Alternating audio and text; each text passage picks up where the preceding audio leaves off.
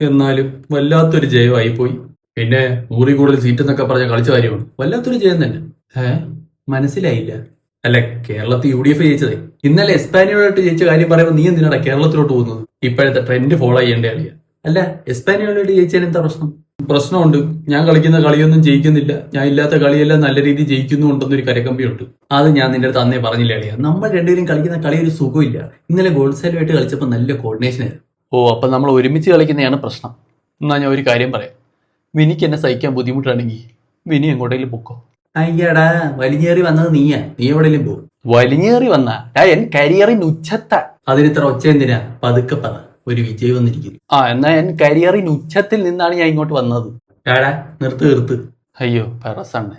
UCL എടുക്കാൻ വേണ്ടിട്ടല്ലടാ നീ betting എടുക്കെടുത്ത് ഇങ്ങോട്ട് വന്നത്. എന്നിട്ട് അവന്റെ കരിയറിൽ ഉച്ചത്തിൽ പോലും ഉച്ചയൊക്കെ ഒരെണ്ണം തന്നാണ്ടല്ലേ. അയ്യോ, ഞാൻ ചുമ്മാ തമാശക്ക്. എന്നാ തമാശ അല്ലാത്തൊരു കാര്യം പറയട്ടെ. നീയൊന്നും എവിടെയും പോകുന്നില്ല. ഇത്രയും നാൾ നീയൊക്കെ ഭരിച്ചുകൊണ്ടിരുന്ന മാനേജറിനെ കണ്ടിട്ടുള്ളൂ. ഇനി നിന്നെയൊക്കെ ഭരിക്കുന്ന ഒരു മാനേജറിനെ ഞാൻ കൊണ്ടുവരും. കേട്ടാ? All the best.